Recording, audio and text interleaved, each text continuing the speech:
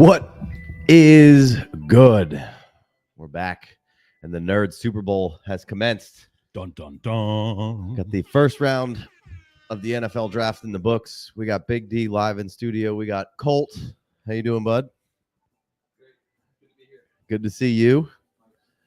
Stay into that microphone. Get deep in there, Big D. Good to see you live in person. Get deep in here. Yeah, I wore my Seahawks hat just for you, guys. Casey. Yeah, you're welcome. Yeah, so the first round has concluded of the NFL draft. We're live coming at you from sunny Charleston, South Carolina.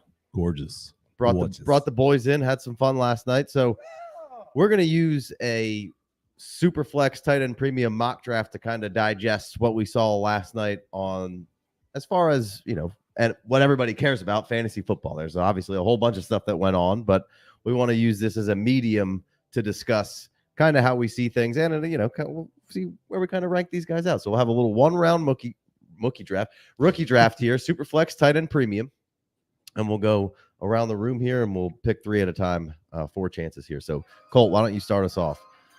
All right, 101. This is a pretty easy pick for me. Caleb Williams couldn't have landed in a better situation. The Bears made moves last year and this year to shore up an awesome team for him to step into. Keenan Allen, DJ Moore, and then drafting Rome in the first, and even the defensive moves they made last year. I mean, I think if anybody is set to step into a ready-made offense, which isn't usually the case for drafting a 101 quarterback.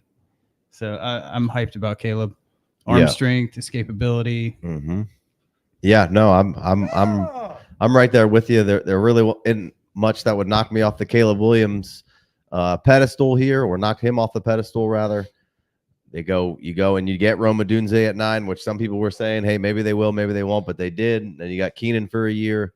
You got DJ Moore, you got Komet, you got Swift, you got an improving offensive line. You mentioned the defense. So table is set for Caleb to come right out here. And in my opinion, could really at the end of the season be a top 5 startup quarterback with, you know, like, I think that's a good point, is usually you're not in this position, right? That wasn't their pick. That 9 obviously was. So to have the 1-1 and have all this stuff around you, Justin Fields is probably sitting there looking at the window sulking, being like, where was all this stuff to help me? Exactly. But you know, sometimes you got to learn your lesson. It took the Bears a while to learn their lesson, but you don't want to bring a quarterback into a situation and start him without providing him the right stuff. And you're giving Caleb the perfect platform to succeed right here. And I think it's automatic for me at the 101, and it'd be really, really difficult for me to get me off of the 101. And regardless of kind of my circumstance. Anybody, anything else on Caleb before we move forward? No, I think you kind of laid it out there. I mean, it's the position we thought he was going to be in, and now it's confirmed. So, you know, for me, it hasn't really changed. He's the 101 in most scenarios. I think if you need a wide receiver and you're good at quarterback, I still think you're okay with taking Williams and doing some shuffling later. But if you want to take Marv, you know, sure, whatever. Little trade back. Potato, tomato. You know what I mean? That's right. That's right. All right. So pick 2, I'm going to go Marvin Harrison Jr. Whoa, shocker. Yeah. Big changes here at the top. You know, only thing that scares me is that hairline a little bit with Marv. Yeah. But he usually wears the big glasses. He wore some big glasses to shrink that hairline up a little bit. Change the focus. Had some good makeup, but he's always wearing he's usually got the nice little do-rag kind of thing on. So looks good out there. Look good, play good, feel good. You know, looks great. He went exactly where you thought he was going to go. Really, these top 7-ish guys kind of all landed in spots that were kind of predicted. It was kind of chalk there at the top. Not a whole lot of trading going down. There was a lot of chatter about trade in the actual draft that didn't really take place. Everybody kind of stuck and pick, and whether it was somebody you agreed with or disagreed with, all those players kind of were in some version around a team that you thought may get them. There wasn't any real big surprises here. Obviously, Marvin Harrison Jr. going to not Seattle, but Arizona. Mm-hmm. And paired up with Caleb Williams. Paired up with Kyler Murray. There we go. And you got to be excited for that, right? That's an elite pairing. You now have this bona fide number 1. We've seen Kyler put up big numbers with a bona fide number 1 in a D-Hop. We've even seen him put up big numbers with Hollywood Brown at times. And Trey McBride even. Right. So now you got Trey, you got Michael Wilson, you have Marvin Harrison. We'll see what happens at the running back position, but Connor serviceable for now. Don't forget about Greg Dortch. Did they bring Greg Dortch back? Yeah. All right. So they got Greg Dortch. Why wouldn't you? And Rondell Moore. Yeah. So, but Cardinals have I believe 3 third-round picks here coming up and an early second-round pick. So Cardinals ready to do some damage, maybe even add some more weapons here. So it'll be interesting to see what they do. But Marvin Harrison at number 2, I don't think anybody's got a terrible amount of pushback there, right? No, I think this is pick 3 is where the draft kind of can Peter Potter, start basically. So pick 3 is when the draft starts, not just because it's my pick. So were you done? Sorry, yeah, we're good. I didn't want to take out the MHJ. He's got a long runway with that forehead, but no. So we've got a situation here now with the change and with some of the landing spots, and obviously we could talk about these players as we go. My pick right here is still pretty much the same as beginning. It's just it would be either Daniels or Maye, and so I'm gonna just lean Daniels because he was ranked a tick above Maye for me, and I don't really mind either landing spot. I think Washington has obviously at this point a few more weapons. Sure. So if I'm drafting today and I'm obviously we're playing Dynasty, but there's a lot of league speak that we could talk about. Well, if I have this and I have that, and if X equals Y, then Z. But point is, I think Jayden Daniels in Washington with Dotson number 1 and with just that offense, the way that they're going, I think it's a safe pick. I was gonna go Penix, but I'll go Jayden. So well, we might get stuck on Penix for a minute, but we'll save the Penix talk. Big Penix energy. Yeah. All around. Colt, you brought up an interesting point with Jayden Daniels there. If you're a Terry holder here, maybe you got the new toy rising all ships here, right? Yep, maybe a chance to sell McLaurin, an aging veteran, a great receiver, but maybe he gets a little uptick in value. Yeah, so I think there's obviously we're talking about these rookies, but there's fallout on a bunch of different veteran sides of this, both good and bad, which will continue to unfold as we get further down the line here. But Jayden Daniels got the rushing upside, so that's what you like in the fantasy quarterback. You worry about him taking care of himself, right? Not taking some of those big, looking like a crash test dummy when he really gets smacked. Now, he's not going to get smacked a lot, but Justin Fields is quite a more thick, sturdy human being than Jayden Daniels, and oft a little injury prone, I'd say, because of being rushing first, and that can happen in the NFL real quick when it's not quite as easy as college. So what I always find interesting with Daniels is it seems like Bo Nix really gets his Auburn stuff held against him, but Jayden Daniels doesn't really get the Arizona stuff held against him, Arizona State stuff held against him. Right. But I mean, that last year was so good for Jayden Daniels, and I'm not hating on him by any means. It was awesome. I mean, he obviously won the Heisman Trophy, an electric runner. So if you want to take Jayden Daniels ahead of him, the landing spot may favor a little bit. Dan Snyder is no longer in the Commanders, so you kind of have to shake off everything that you knew about Washington, right? It's a whole lot of changes there. Right. And so, you got to take a breath and say, all right, this is hopefully not the same old Redskins or Commanders or, Washington rather. So Jayden Daniels at 3, I don't really have a problem with that. You Colt? I don't. I'm thinking of floor and ceiling comps. Do you think his ceiling could be a Lamar Jackson 2.0? Something like that? I think he's already probably a better thrower of the football of Jackson at the same points in their careers. Yeah, agreed. From a rushing standpoint, Jackson has probably Daniels better in the arm category to at least start right now where they're both at coming in legs wise. Lamar, I think, but Jayden Daniels fast, very elusive, very electric, could definitely score from anywhere on the field running. But I think the arm really benefits Terry McLaurin. He's going to get somebody who can get him down the field, stretch the field with him. So it'll be interesting to see where the Commanders go from here. They also have a couple more picks here in these 2, 3, 4 rounds. So and let's hope he brings Jahan Dotson back to life. I mean, we saw it here and there last year when they targeted him, and we saw it in his rookie year. So we got to bolster that. we got to support that cast a little better. So it'll be interesting to see kind of where they go. They obviously gutted that defensive line, so they probably have some holes there. It'll be interesting to see kind of where the Commanders fill up the rest of this draft and what holes they decide to plug, because you're not going to get them all right away. But at least Jayden Daniels comes in with some weapons. And then now you could argue Malik Neighbors is the pick and has always been the pick here because wide receiver is maybe a little easier to not hit a complete bust on rather than the quarterback, and Malik Neighbors being very elite. So what would your pick be here? We're at 1-4. What are you going with? 1-4. There's go a couple ways. I'm thinking even Bowers as early as this in the tight end premium. All right. Especially if it's a full point tight end premium. I think and Neighbors is in play for me too. If the landing spot was a little better, if my team is if my team's in immediate need, let me circle back. I'm probably going to take the quarterback and stick with the value here because that quarterback is going to carry, whether I need him or not, he's going to carry more price to someone that needs him. So I feel like there's a little more liquidity in that. So I'm going to take Drake Maye. I was going Penix for a second. Thought about it. I'm going to take Drake Maye. I'm a local North Carolina native. Never saw him play aside from the highlights. I am a UNC fan. No homerism here. I do like the upside of Maye, though. He's got a big arm. He's a little inconsistent at times. He's got some scrambling, some rushing mobility. I think he can really step in after some time sitting. I think we talked about him sitting behind Jacoby last night, which would probably be the best thing because that New England ecosystem is kind of in shambles. Right. So I do like the upside of Maye. I like the durability, too. He's a bit bigger than Jayden Daniels, although I like Daniels as a prospect more. I'm going to stick with the quarterback currency here at 104.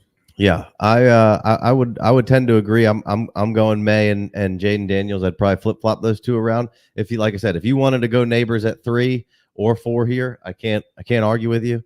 There's less of a chance of a complete bust of those guys, but I agree with you. There's so much need in the quarterback realm and Superflex and in the regular NFL that the currency and the liquidity of having that quarterback for me is something that I want to take the shot on in the rookie draft. They're never going to be cheaper to acquire all day than right there. Yeah. So, and I like Drake Maye, and much as we talked the rushing upside with Jayden Daniels, you got to give Maye the same nod, not nearly as flashy in what he does, but like you said, a little bit more sturdily built. Yeah. He's rushed for 800 yards in his career. I don't need you to rush for a ridiculous amount of yards, but if I can see you picking up 5, 6, 7, 800 yards a season and know that I can, get the touchdown rushing goal line upside with Maye, but I do think he needs to sit for at least half the year. Let the ecosystem not even quite probably as good as what Washington, at least weapons wise. We'll see what again the Patriots do from the rest of this draft, what receivers they do grab and do address through the skill position avenue in this draft here. But I agree. I would go Drake Maye here. Big D. Yeah, I mean, I not to get semantic. If this was the start 3 wide receiver, I probably would lean the wide receiver. I think that's fair. Start 2, it's it's a coin flip for me. So I'm not. There's no argument here. I was between Maye and Daniels at the 1-3. I just think the floor on Maye is a little lower than the floor on Daniels, especially coming out of the first year. We got still 6 rounds of drafts to go. We've got an off season. We get camps. We got a lot of football, a lot of time before the ball gets hiked. But I don't think it's. Honestly, there wasn't much of a shakeup for me for the top 7. Right. It was just more of a conclusion of like, okay, we think this is going to happen. Oh, it happened. Cool. Right. Affirmation. Yep. Affirmation. That's yeah. All right. Well, then I'll at 1-5. I will take Neighbors then. There's maybe a little bit of chatter about has Rome the landing spot of the Giants scare you enough to be Rome tied with Caleb Williams? Right. I can take Malik Neighbors here and just say we're playing Dynasty. I think with both guys, regardless of how you want to look at it, if you're saying Neighbors, because of Keenan Allen and DJ Moore was a worse landing spot and stock down. It's like this is just the most short-sighted viewpoints you could possibly take on just about anything. Right. Daniel Jones has pretty much never had a wide receiver 1, which we think Neighbors can be and will be. That's Daniel Jones, winner of round one. Yeah, definitely a big winner here for sure. Absolutely. Because that could have been JJ McCarthy. Yeah. Or Penix. Or Nix. Mhm. Yeah. But yeah, so I'll take Neighbors here. Yeah, that makes a lot of sense. And this one's a layup for me. I'm going to Odunze. Dubs up. You could go Brock Bowers here. We could talk about him. I'm not going to assume, but I will assume he'll probably go next. But point being is, like, I don't know if I like that landing spot per se. I know I like the Chicago spot. I know there's a lot of targets. You got Keenan Allen, you got DJ Moore, you got Cole Kmet, you've got a decent defense, which can limit the ceiling for your offense. And so, but I still think, one, we're playing Dynasty, right? And I love the talent of Odunze in the long run, but even in the short run, we were talking off air. I think there will be a buy market potentially in the first quarter of the NFL, and we can get into that a lot later. But the first quarter of the NFL, because there's so many targets, and see how Odunze adjusts to the NFL and see how the coaches bring them up, there could be a buy target just from an opportunity standpoint. But point being is, for me, long term, he's locked in to a quarterback that has all the tools on tape, on paper, and now lining up for him. So I think it's for me, it's a pretty easy pick. I like you. I tend to agree. Like I said, I think it's very short-sighted to look at either one of those. Hey, the Giants situation isn't awesome, and then Malik Neighbors situation could be awesome, but it's a little muddy, little busy. And in a year, both of those situations could be, oh man, that was awesome. Like Neighbors is just clear cut number one. Daniel Jones, decent quarterback. He's their guy moving forward. Or they're in the market for a quarterback moving forward, and it could get really fun with them. But again, Daniel Jones hasn't had a number one, and Odunze has 1 year of Keenan Allen he has to deal with, and then take it from there. But I mean, at the end of and then does DJ Moore come back? Is DJ he'll need a contract sooner than later. You have the rookie. You have the ability to do whatever you want because you do have a rookie quarterback, so you can you'll probably end up keeping DJ Moore around. But that almost every good team in the league has a good 1-2 punch at receiver. So absolutely. I mean, in a year, maybe two, who says Rome isn't the wide receiver one? Right, crushing it for the Bears, and DJ Moore is the wide receiver two. I mean, it's just a little patience. Right, and I think in this class, if I think any one of these three guys, I would not be surprised if they were the guy, like we're talking Marvin Harrison is right now, above both of these guys. Like if Rome Odunze ended up being the best guy in this class, wouldn't be surprised. If Neighbors ends up being the best guy in this class, wouldn't be surprised. If all three are awesome, doesn't seem to be surprising. It seems like you have some really good can't misses. So if you want to mitigate the risk a little bit by not taking the quarterbacks and taking these wide receivers, understood. But I'm a guy in Superflex who wants to get quarterbacks that have the big upside in these rookie drafts. So yeah, and I'm good with it. Just don't tell me you're going to have the wide receiver for 10 years because none of my dynasty leagues from 7 years ago have the same players, man. So. Right. All right, Cole, over to you at 1-7. 1-7. Kind of a tough spot here between Bowers and taking another quarterback. Yeah, that's the itchy throat spot. It is. Now, landing spots aside, I think we're all kind of a little shocked as to the Raiders taking Bowers. Okay. Right. Michael Mayer is just irrelevant now, or are we running heavy 12 personnel? Like, what's really going on? More will be revealed. But I think I'm going to go back to the quarterback well here in a prospect that doesn't have a ton of reps. He wasn't asked to do a lot at Michigan, in JJ McCarthy, primarily because I love the ecosystem. I mean, you're throwing to Justin Jefferson, Jordan Addison, TJ Hawkinson. Yeah, I mean, they signed Aaron Jones. And they signed Aaron Jones. Yeah, I mean, talk about stepping into a ready-made offense, just like Chicago. Maybe not quite in that same tier, but looking at 22 touchdowns, 4 interceptions, a little under 3,000 yards last year. But Michigan's defense was lights out. Yes. And they were just crushing people. So he didn't really have to do that much. It was Corum running the ball too. I love the landing spot. What did they trade up 1 pick to get him? Yeah, with the Jets. Yeah. So they went from 11 to 10 to take JJ. Draft capital's there, 5th-year option, good ecosystem. Drink. But yeah, and McCarthy got some athleticism as well. So he's does, you know, he's not one of those guys who's just going to be necessarily a statue back there. He can run around a little bit.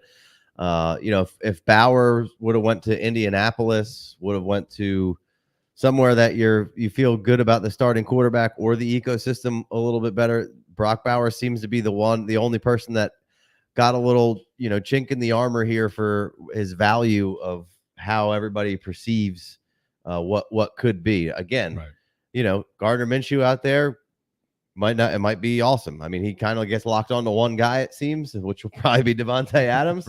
Or maybe it's Aiden O'Connell. You know, I don't know who's going to win that battle. Or maybe they come in and draft Spencer Rattler in the second round here and shake that thing up and have just a big competition going on. You don't really know, but I can't fault you for taking JJ McCarthy there. That is just the layup of ecosystems of surroundings. Now, will he play right away? I'm not sure. It seems like you could definitely get Sam Darnold at least for a little while and see how it goes. We'll see how that camp battle turns out. I would too. Yeah. Nope. I know everybody wants satisfaction right away of what's going on, but let Sam Darnold be in there. It's all in the foreplay, man. Show him how to lead, execute, run the offense, and then come in halfway through the season. And I don't even care if you sit for the whole year. It really doesn't matter to me. But like you said, a guy who wasn't asked to do a whole lot, but manage a game really well. Yeah. And that's not shade on JJ McCarthy, but that's just the reality of what it was. When he did operate, he operated at a pretty high level. Pretty damn good. Yeah. So you like the tools. Yep. You like the head on the shoulders there, and you love the landing spot. Yeah, and the knees and toes. So it all. Yep. All right, team 8. That's me. I'll go Brock Bowers here. I think that's pretty easy at this point. You took the angst out of it for me with having, because I'm with you. I didn't think I would be moved off of saying McCarthy would be up in there, but I think I'm okay. And if this was 2 point, then for tight end premium, which when we're doing these drafts, we're pretty much always talking 1.5. If it was 2 point, it would be Bowers all day long. And this may be one of those things that we look back in a year or two and be like, why did we ever even doubt it even for a second? Because we probably shouldn't be. But again, the quarterback going to a really good situation is hard to pass up on. Yeah. Even if we're not 100% sure on it. And I mean, we think we're 100% sure on Bowers, but we don't know really.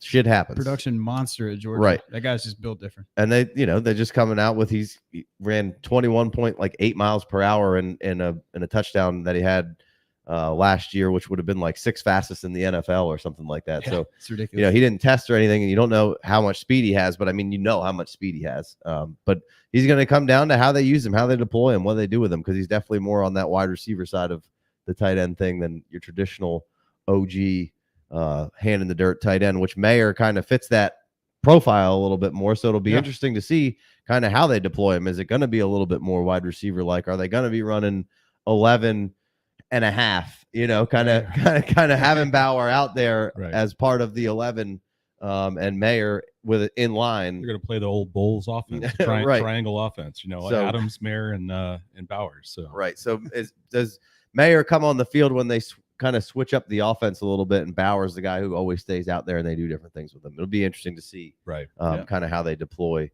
Bauer there. So Big D, who you got here at 109? Oh man, my teeth are sweating. Here we go.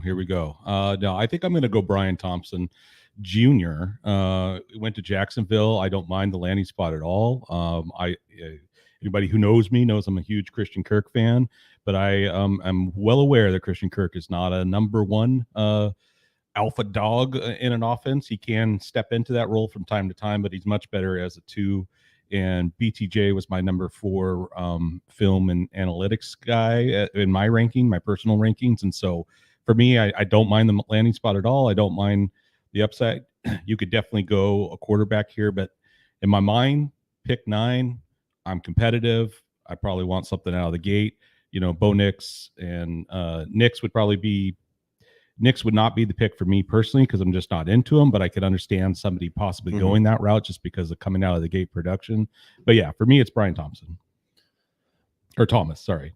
not Colt, what do you think about that? I love the pick, and they traded back, and they still got who they wanted, Right. who they needed. That was a great move by Trent Baalke there. Absolutely. You went from 17 to 23. Was that what you did? And you still got the guy that everybody would kind of wanted you to get there. I think it's a great scheme fit, compliment to Kirk.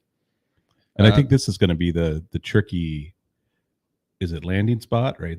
The Chiefs. We got the wide receiver lamps heading up, with Worthy landing in KC, and but for me, I had Worthy graded under Thomas, and I like Thomas's. Right. I like the way Thomas is, and I think Worthy is a great swing, and so I could see this particular spot 1-9, 1-8 being worthy of Worthy, but for me, it's still Thomas. Yeah, I'll take the bigger body flanker, speedster, big play waiting to happen. Right. Yeah. I mean, and Trevor Lawrence stock up too. Yeah. It seems like that's just it's a really strong landing spot for a team that we are hoping to ascend. Had a good first half of last year and a bad back half of the year. Well. But they were down wide receivers. So also a really solid commercial move just for them financially as well. Like, you didn't keep Calvin Ridley. You didn't lose your second round pick. You didn't pay him all that money. Now you got a rookie in here who's costing you a fraction of that amount of money, who can kind of give you some of the same things that you were trying to do with him, give you that vertical prowess with him, but a bigger bodied, more physical guy who can move really well for his size.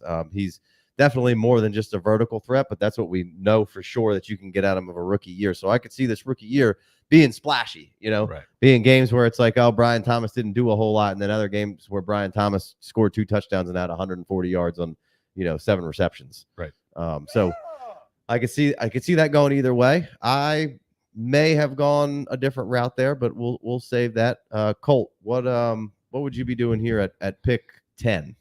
Pick 10. I am honored to be able to make this selection in the house of Big Penix Energy. Baby, yes. Even though it's a mock and it's not real, give me Michael Penix all day here. This pick is going to take a little time to marinate. He's going to sit for a little bit. Obviously there's a lot of intrigue and discourse with Kirk just getting paid a boatload of money and Kirk not even being informed of the decision. Right. Maybe the camp's a little flustered, but hey, the payday's there. Right. But what happens if Cousins isn't right? What happens if Penix steps in week 6? What if he starts the year? What if Kirk gets hurt again? I mean, let's go with environment, the offensive environment. Change up for the ecosystem. Right. You got London, Pitts, Bijan. You got some Mooney. ballers. And Mooney. Yeah, and Rondale Moore as your 3. So I love the upside of Penix. He threw for just under 5,000 yards last year. Had one bad game, as you mentioned before, Casey, like against Michigan, who just steamrolled everyone. So I think his draft stock went in the dynasty community and the NFL community. His draft stock went way down because of one poor performance against Texas. Everyone's in. Plays Michigan. Everyone's out. It's so polarizing. So. Yeah. Well, I mean, for this one, for me, like, I feel like I could just get up and leave because there was a lot of people talking a lot of shit in those comments. Take your shirt off. But here we are, and you can say whatever you want. It really doesn't matter at this point. Michael Penix got drafted in the NFL draft before JJ McCarthy. Yes, I mean, maybe. It is what it is. You could say it's a bad pick for the Falcons, and what are they doing, and yada yada yada. It really doesn't matter to me. The fact of the matter is that you got a first-round quarterback in Michael Penix that went before the guy who everybody thought might even be the 2 pick at this point. And I think, like you pointed out, Colt, going into the national championship game, there was a really good trade of thought that, Michael Penix might be the QB2 in this draft. Yeah. And then he goes out there, and because nobody had watched him before that Texas game, right? Because there's a lot of people who are not really watching. They're just kind of looking at the peripheral stuff here. And if you watch Michael Penix, what he does is he fucking wins. And to defend the public, shout out to the now defunct Pac-12 for putting the game on. At 10 o'clock. Midnight on the East Coast. So, understandable. But not a whole lot of eyeballs on Penix except for that Texas game, and then they come in and they were excited about him, and then all of a sudden, like you said, deflated with Michael Penix playing. Oh yeah, the team that pretty much everybody else scored like 15 points against all season long. And what's the one thing? They showed you what Michael Penix's deficiency is. If you get pressure on him, yeah, man, that's how That's how it works. That's how, Yeah. that's how playing defense works against quarterbacks. Right. That's what you want to do. You want to get pressure on them. But I've watched every Michael Penix game for the last 2 years. He's been exceptional. Is he always on every single throw, every single game? No, but no quarterback is. It's nonsense. Right. And the Falcons fell in love with him. They liked him. I don't know. That situation makes him be at 10 and maybe 12 and maybe even 2-2, 2-3 in some drafts coming up, because nobody's going to wait. Patience is not a virtue, or is not an attribute that dynasty owners have anymore. So some people still may be, well, he went number 8, but you're still wrong because he's not a first-round draft pick. And I'm like, all right, you do whatever you want to do. Sure. But, I mean, the Falcons are idiots, and everybody's about draft capital until draft capital doesn't fit your narrative anymore. And then all of a sudden, well, we can get off the draft capital a little bit. So y'all boys talk out of both sides of your mouth a whole bunch. So Michael Penix here feels like a good victory lap. I didn't even want to be the one to take him because I just wanted somebody else to do the dirty work. But, yeah, is he, like you said, is Kirk right? We don't know. Does Michael Penix sit for 2 years? Possibly. There's a clause in the contract of Kirk where in 2 years they could cut him, and I believe the article I read was save $32 million. Right. Now, going through that whole period of time, you have a safety valve in case Kirk gets hurt, or if Kirk's not right to start things off, or if Kirk's playing really well. Worst case scenario is you guys are kicking dicks and you have a good backup ready to roll. And guess what? Regardless if you use up his whole contract as a rookie, I know he's older and nobody likes that because he's 23, about to be 24. But, I mean, you're not going to have to pay him if he doesn't play. So you'll come in and you'll get another decent contract if you give him 3 more years after Kirk's done. I mean, it seems like a pretty decent situation for the Falcons to be in. They've just been in QB purgatory. Is it the funnest, sexiest thing ever if you're a fan? No. But in 2 years, you could be looking back, or in a year and a half or 6 months from now, being like, damn, really glad we drafted Penix. Like, they went and got the guy who was highest on the board. They had him as the 2-rated quarterback. Yeah. Is it the smartest move in the world? No. Would they have got him if they moved back? I don't think so. It doesn't seem like it. Probably not. It seemed like there was some thirsty teams for a quarterback. So the Falcons, Raiders, Broncos, possibly the Seahawks have Michael Penix's old coach over there. So, that's a possibility. Some people were even talking, Rams down the line in the middle of the first pick in Penix and letting them sit. Like, I'm okay with this pick. Obviously, I like Penix, so I'm okay with the pick. If you don't like Penix, you're mad about the pick and you think it's the dumbest thing ever until, Gibbs was the dumbest pick ever until it's not. Yeah. That's really how this goes. And there's so many people online talking so much shit about something they know absolutely nothing about because they feel some type of way. And we'll see. That's basically how you have to take this. But Michael Penix being top 10 of the NFL draft was a big shakeup. Was really, really made my day. And suck it, commenters. That's all I got to say. Who was it last night? Big Co that said, hey, we just went through last year with Desmond Ridder as our starting quarterback. Right. We're doubling down on that shit this year. Right. I'll take Kirk. And do you feel bad for Kirk? Do you feel bad for Penix? Because neither one of those guys asked to be in that situation. Right. But like, let's not pretend Kirk Cousins hasn't always taken the most money available. Like, bro, you're getting your money. Like, all right, sorry, they drafted a quarterback behind you.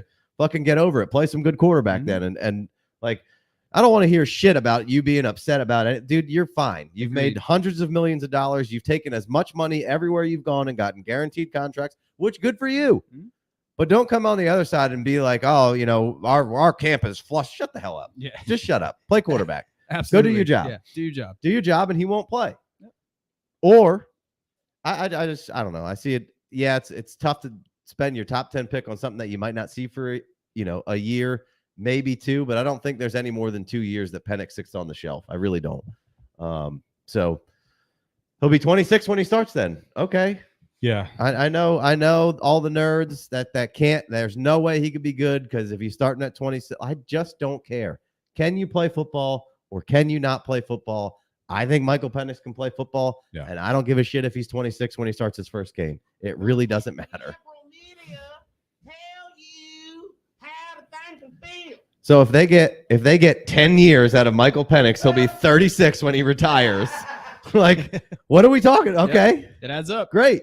Like, I don't know. And yeah, I just want to see that spiral going deep down the side to London South or Pole. Pitts in the dome. Oh Yeah. man, that's going to be electric. yeah. So I mean, But in the meantime, it didn't change my evaluation on Penix at all because Kirk Cousins probably upset. His Cole's got a little wrinkled. But I think that it's a great landing spot for Penix to learn from a veteran that's moved around, that knows different systems. It's an extremely smart and intelligent dude.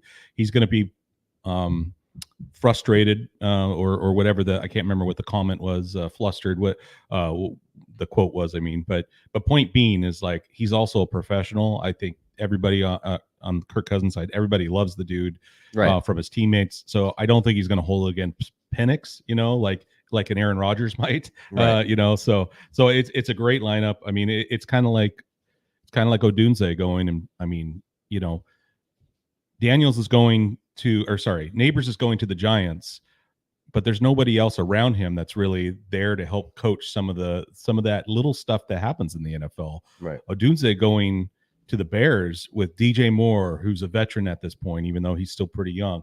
I mean, Keenan Allen, who's just like a godlike, symbol when it comes to route running and just knowing where to find the zone soft spots and stuff like that, and just knowing that I think that's part of, for me anyways, part of the evaluation is some of the pieces around these players, like knowing that they get to learn and soak that knowledge up. It's huge. It's not a massive thing, but it is tiebreakers in parts of my world. I 100% agree. I think that's a really good way to look. And at the end of the day, we just talked about Odunze and Neighbors possibly maybe even taking a year or two to really blossom into this. So what are we talking about with Penix here? Like, right. Yes, you'll be able to start Rome Odunze and Neighbors, and both of them will probably have some good games. And maybe Neighbors just goes off and is an elite player right off the rip. Right. But he's not in a great situation to start off with. But I still, like him a lot. The volume could be good, and he's an explosive player. So great. But I think sitting behind and learning, he's obviously not as young as Jordan Love was, and they took him a lot earlier than the Packers took Jordan Love. But what we haven't thought about with the Packers for as long as I've been alive? Quarterback. Fucking quarterback. Yeah. That's the goal of all of these NFL teams, to not have to worry about who's running their fucking system. And they can potentially make this, 14, 15 years of not worrying about a quarterback in Atlanta when you've been in QB purgatory for 2 years here. And the best times that I can remember in my lifetime of being the Atlanta Falcons is when you had Matt Ryan, and you let him get out of the building. Maybe a year earlier, maybe he could have played another decent year for you, but you didn't have a contingency plan with him. No. And here you have one. And if that's who they liked and the front office loved him and they had him as the QB2, then take your fucking guy, man. Take your shot and let him sit for a minute. And we got plant foot Achilles injury with Kirk. You have non-plant foot injury with Aaron Rodgers, right? So two different kind of viewpoints of how could make a difference. It could make a huge difference. It could make no difference at all, right? A lot of injuries these days don't really matter all that much unless it's some sort of significant knee injury where you tear up every ligament possible and you can barely walk anymore. You don't have that. You got that bone on bone, all that other stuff. And so what if Kirk isn't right? What if Kirk comes in here and all of a sudden 6 weeks in, he's got tendonitis or a hamstring and he can't move around and he can't play. And it's just like, oh, now Atlanta's in the same spot. Right. Oh, fucking Atlanta. They got no backup plan. It's just, I know it just happened and everybody's reacting and it's the dumbest shit ever. And also a lot of people didn't like Michael Penix. Like if they would have drafted JJ McCarthy, would there be this kind of pushback right now? Probably not. I'm not sure, because it seems like McCarthy was everybody's wonder boy, poster child. So I think, well, what a smart move by Atlanta taking JJ McCarthy. And I get it. He's younger. I understand that. Yeah. Like before you say it in the comments. Anyway, suck at commenters once again. Michael Penix, top 10 pick over JJ McCarthy. I mean, love it. Who's got it better than we do? Nobody. Let's go. All right. Let's finish up this mock. Big D, or no, it's me. Am I up? Yeah, all right. I'm taking Xavier Worthy here. I would take Xavier Worthy over Brian Thomas. and I might take him over Michael Penix just because we are potentially getting 2 years of sitting with Penix. Sure. And I think that's about where we'll be at, and I can get production right off the rip with Xavier Worthy. I love this pickup. Just, I know we've talked about this landing spot being goated for a long time. Yeah. It hasn't really worked out a ton. It really worked out for Rashee Rice last year, and they slow played him into things. We don't know what's going to happen with Rashee to start off, but they've signed Hollywood Brown, but only for a year. So we'll see if they keep him around. But now, once again, Xavier Worthy can what does Xavier Worthy kind of resemble in the game, right? A little Hollywood Brown like, right? Yeah.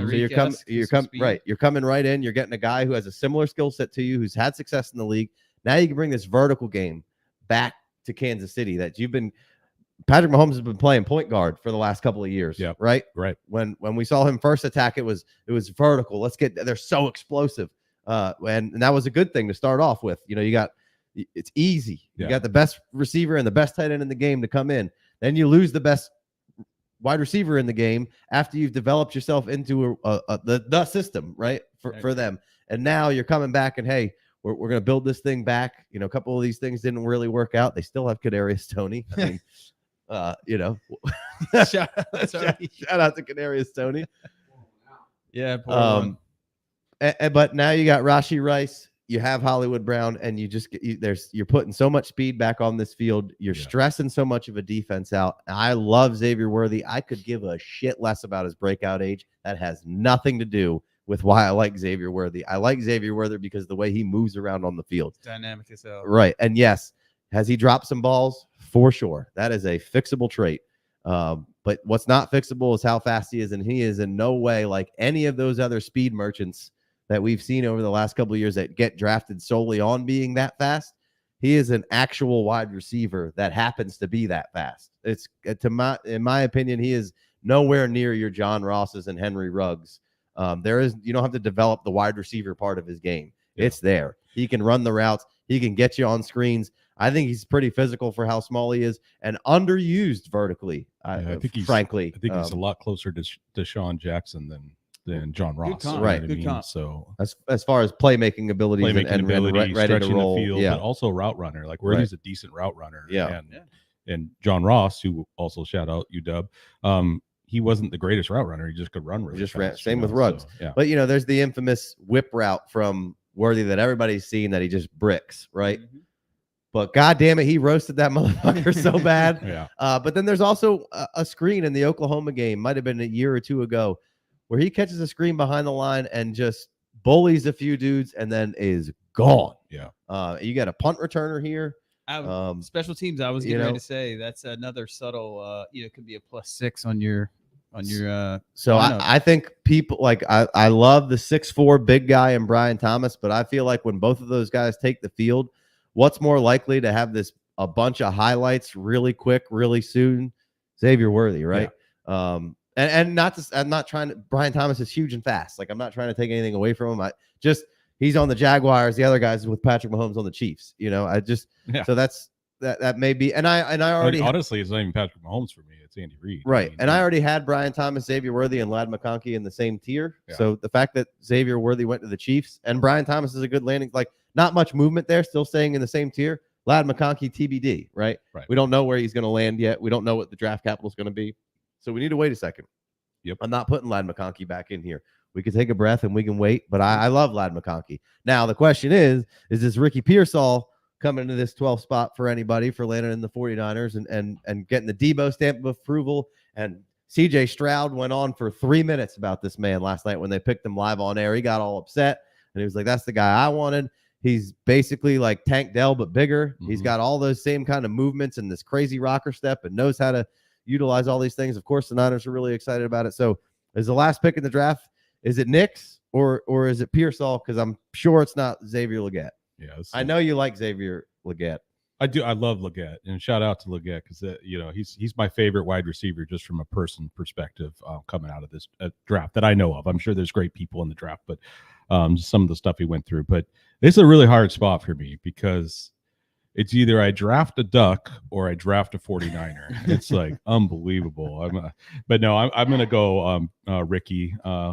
Hey, Ricky, you're so fine. You're Going so fine. You'll blow Slick my Ricky? mind. I'm going Slick Ricky Hey, Rick. here.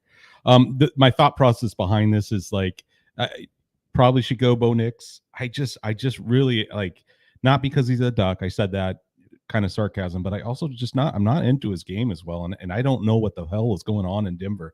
You were talking about out of the gate values.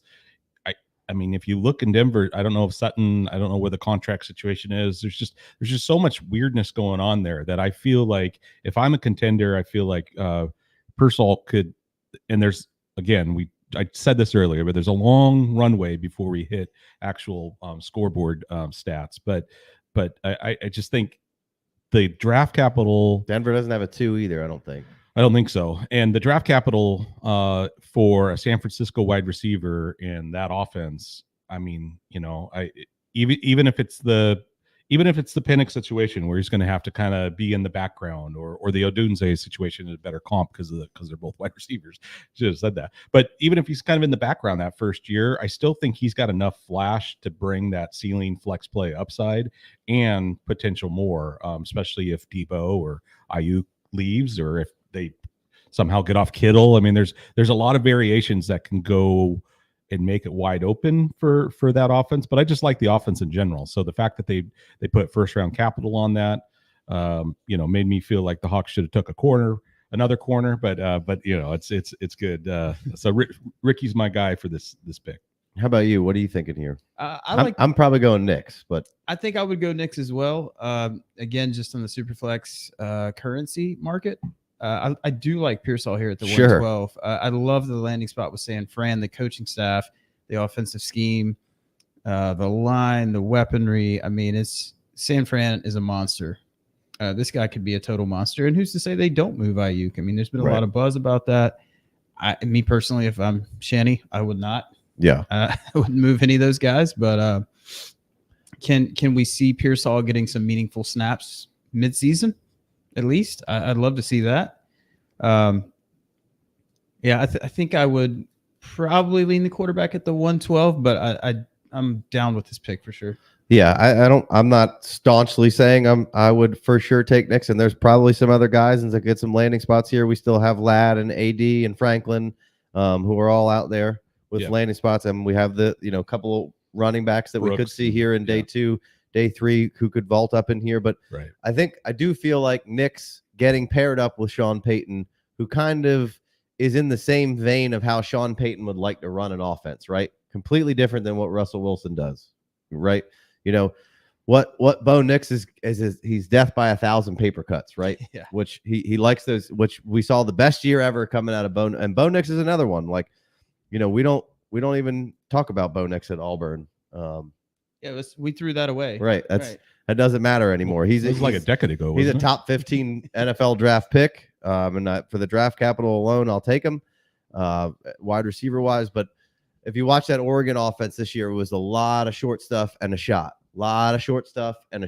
And Bo Nix can run around a little bit. He is a little older, but Bo Nix has got some good athleticism. Which is something, he kind of had with Russell, but he was catching Russell on the back end of it. Right. And Russell's going to run how Russell does things. Bo Nix is going to get the ball out of – Russell's going to hold the ball a little bit more than what Sean Payton wants out of his guy. He wants what Sean Payton wants to do. Right. And he wants to bang, quick. There's going to be Javonte Williams, probably stock up here to check downs to the running back. Sure. Maybe McLaughlin – also maybe a touch of a stock up, because like you said, the ecosystem around right now is very questionable. It's Mims and it's Sutton.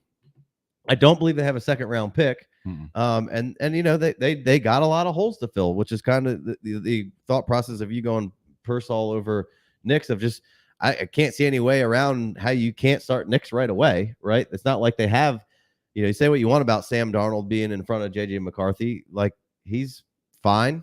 He's good enough. He's played some games. You can at least play 4 or 5 games with him in there and let JJ feel what the NFL feels like, see what the NFL looks like on film with live bullets. And of course, Penix has Kirk in front of him. So, and I don't, we don't think Maye should play either. And he's got Jacoby Brissett, a wily veteran. And in front of Knicks, you have who? Stidham, Zach Zach Wilson. Zach Wilson. Like, no thanks. Yeah. Like, you gotta trot Nix out right away, which is a little bit of a detriment to him. But him not turning the ball over a lot in the last 2 years, having a high TD to interception ratio, those are things that if he can hold on to the ball, and I think if Sean Payton just tells him, hey bud, just basically I need you to be I'm your brain, and let me use your arm, and you just do what I say. Yeah, we could have similar results of what we just put on the field in Oregon, and we'll continue to build this ecosystem sort of around you. I think he'll Sean McVay, Jared Goff it, right? Right. Like Yeah. When Goff came out, that was kind of right. They were like, there was no line switching or much switching, especially in the beginning. Once the headset shut off, I think it's like 17 seconds or 15 seconds or whatever. I think you're going to get a lot that if he can beat out Wilson. I know that's like, oh yeah, he'll beat out because of the draft capital. You just don't know. Wilson's a veteran now, and in the NFL, he's got some stuff. So you just never know how the same age. Yeah, but you don't know how the draft will shake out. And I'm not calling for Wilson to be the starter in Denver. I'm just saying, right. I don't know if he will beat. Most likely, he should be. He should be able to beat out Zach Wilson, but I don't know. So for me, it's. I honestly don't think either one of these players is who I'd be picking, because I think, like we just talked about, we still got a running back landing spot that a couple potentially that could hop right in this range. We still got a bunch of decent, talented wide receivers. Like Pearsall for me was higher in my personal rankings. I had him in the Coleman, Franklin. So kind of that tier. Yeah, that third tier, I guess you could say, after some of these other guys that have gone. So I already liked him to begin with. So that for me brings him into that 112 discussion.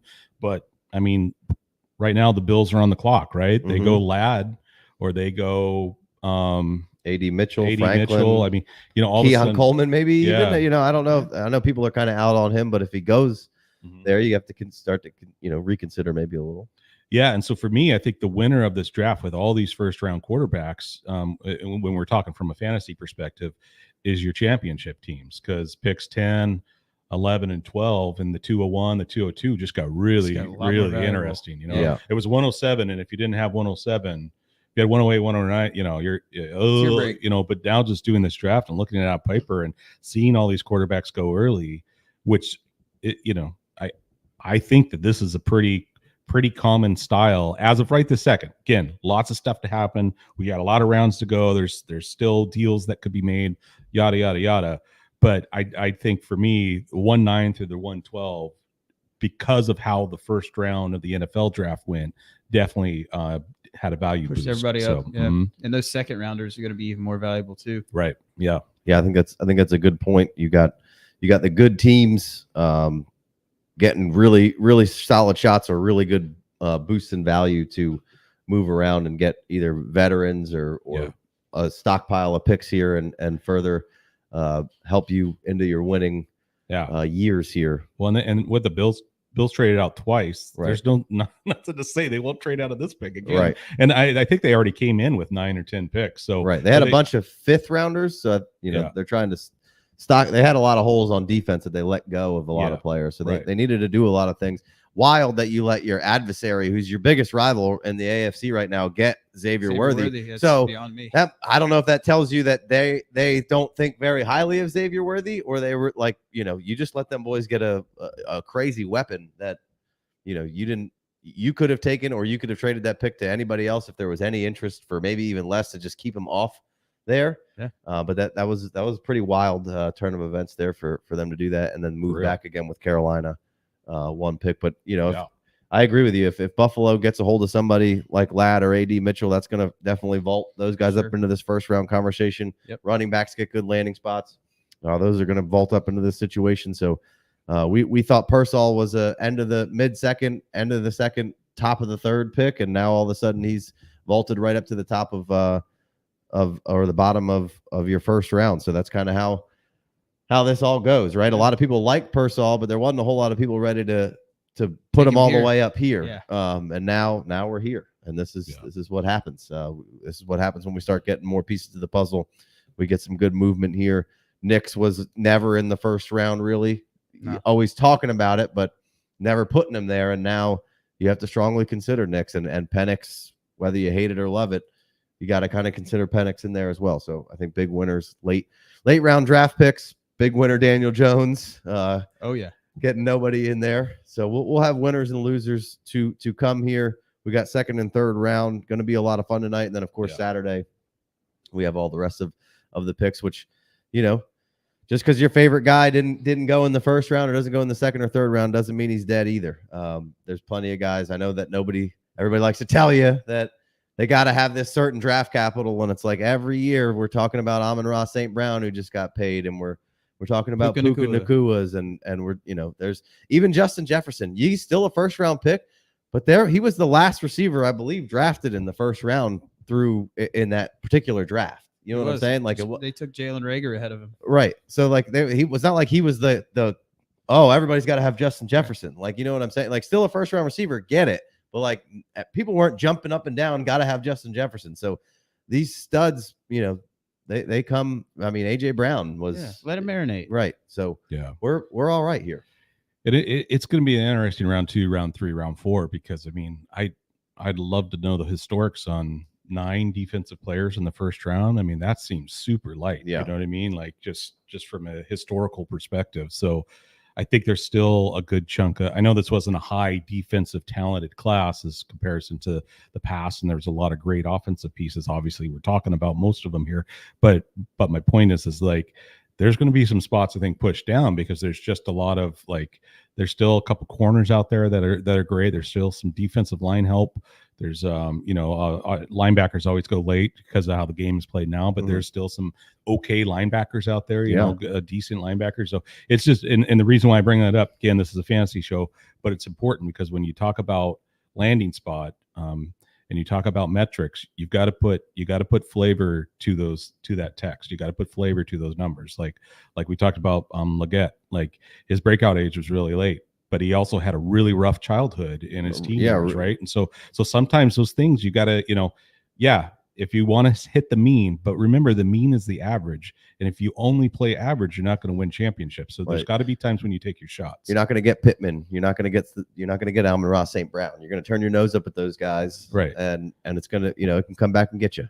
Yeah. Your percent chance may be lower if you kind of swing for a fence, but your chance of, baseball season, right? Your chance of hitting a single is probably pretty good if you stay in that mean, but your chance of hitting a home run a little bit better if you go outside that mean and you hit people like if you do the work and trust your process. And trust your process, or find people that you trust and know and love and maybe not love, but hopefully you love because we're all about love here at the FFD. Now that I'm back on the Jordan Love train, we're all about love. So. I bit real quick on the way out of here, but I think some winners were some of these, not just talking about NFL wise, that some of these later round teams who are the good teams in the league, right? They got those defensive players kind of pushed back into there, and some really good teams. The Lions got a top corner, the Eagles got a top corner. Like some of these teams got some of the good. I mean, the Vikings came up and got one of the what was supposed to be the first edge defender because he was falling a little bit and grabbed him. So a lot of good defensive players, good building blocks got pushed down to some already very competitive Super Bowl teams. The Ravens got a top corner, and Wiggins. So the rich got a little richer, I felt like, at the back half of this draft in actual NFL terms. So just wanted to talk in that little actual football here. So, all right, you ready, guys? Ready to get out of here? Anybody got anything else before we leave? I think I'm good. It was a lot of fun. That first round was a blast last night, and love to see the landing spots and values and what else is to come. Yeah, I'm excited. We got rounds 2 and 3, and we'll be live tomorrow morning discussing the fallout from rounds 2 and 3. And then Saturday, we'll be pumping out a whole bunch of content for your pleasure. So be sure to like, subscribe, comment below, all that jazz. Suck it, haters. Michael Penix, top 10 pick. It's going to be an insufferable summer for you jerk-offs. Let's go. I'm out. Peace.